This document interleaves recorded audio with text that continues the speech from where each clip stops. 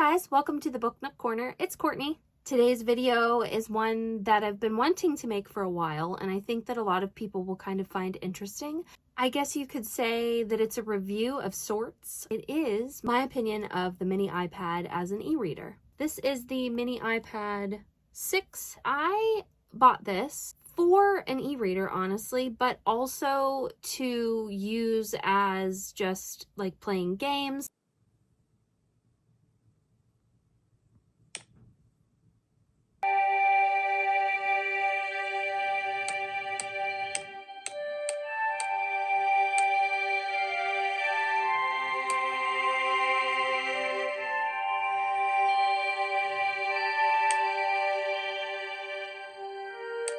Texting, watching YouTube, listening to audiobooks, digital journaling. I absolutely love digital journaling with this. So many things that I do with this thing, and it's very versatile. I mean, obviously, if you know an iPad or you have an iPhone, you know this. There's a ton of things you can do with them. I'm going to list my pros and cons. Top pro that I have compared to my cell phone, which requires like my face, like the facial analysis or whatever they call that to open it, to unlock it. This has a little button on the top and it unlocks it.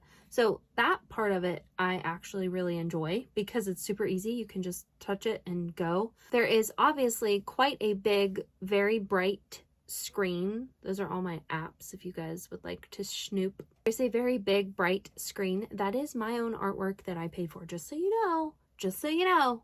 So, I mean, obviously you can change the brightness of your screen. Like here it is all the way up. And if I lower it way down, for those that are trying to sleep, it can go really, really, light as well. Obviously, nice big screen. If you go into the iBooks app, I'll show you what a book looks like on here. So this is A Fire Endless by Rebecca Ross. Don't stare too much or you might spoil something for yourself. I have it set to scroll up as I'm reading, but you can also set it that you flip it. I actually like the scrolling up. And in a Kindle or Kindle Fire, you might be able to do this. I don't remember if I've tried, but I know Kindles, you can't do the scrolling up. You just have to do the flipping page. And I actually like the scrolling up. It's like satisfying scrolling up and knowing that you like get to the next chapter. So that's my personal opinion. That is kind of a pro to me, is like the scrolling up feature whenever it comes to the books. So I personally enjoy that. Obviously, like I said, you have the iBooks app. You can also buy audiobooks and listen to audiobooks on this. The volume on this is not the greatest, but you still can hear it very well, more just as much as I can on my phone, which is the other way that I listen to audiobooks. You clearly are able to get Audible on here as well. I was last listening to Ruthless Vows by Rebecca Ross. This is Audible.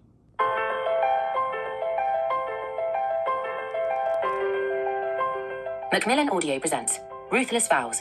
You can get Kindle. Let's see which, you guys know me, I have a couple Kindle accounts. So let's see which one is on here. I actually don't remember because I haven't read on this in quite a while because I've been primarily reading 2 other books on my Kindle Paperwhite that I have. There are a couple of my Kindle books. So obviously one of the pros to having an iPad or even a Kindle Fire is that your covers of your books are color. So you can really see the pretty artwork and things that all of these authors put into their books.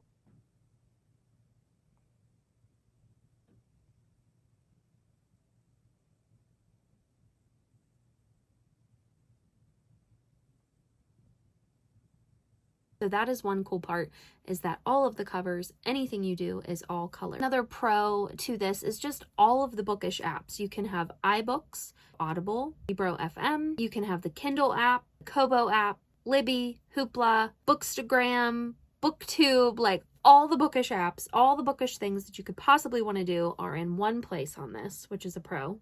And then also, like I said earlier, you can do any sort of game, journaling, which I actually really enjoy. So you can use like your iPen with this, or iPencil rather. My last pro that I have that is Bookish related is that everything I do on this is linked with my phone. So if I'm reading a book on here, or I'm watching a YouTube video, or I'm journaling, or I'm listening to an audiobook, and this dies, or I have to leave and I don't take this with me or whatever, and I'm somewhere that I want to continue what I was doing, I just pick up my cell phone, it updates / syncs everything, and we're on the same page. So getting to my cons for using the mini iPad as an e-reader. The first one I would have to say, the top one, the glaring one in your face, is that the mini iPad is not the greatest with battery. Even when I do turn down, like if I put it on airplane mode, I shut off the Bluetooth or like the wireless, like Wi-Fi, I put the lighting down, the brightness down, it still does not hold a great battery. Obviously, another con is that it does not have an e-ink screen, so it is going to be a little harder on your eyes because it's just bright and in your face. Like I said, you can change the brightness to make it not as bright, but if you want to take away the strain on your eyes, you would have to get like the blue light glasses or whatever those are called. That's kind of you know, sometimes I enjoy the e-ink screen. That's why I've been really interested in looking into getting one of those Books Palmas, because that's kind of this with an e-ink screen. If you've heard of the Books Palma, amazing. Would you be interested in me doing a review video on it and kind of a vlog of me like using it for a week and like what my opinions are? I'm super curious to see what that would entail and using it. So leave a comment down below, give me a like, let me know if you would want to see a review video on the Books Palma compared to an iPad or a Kindle or things like that. So let me know.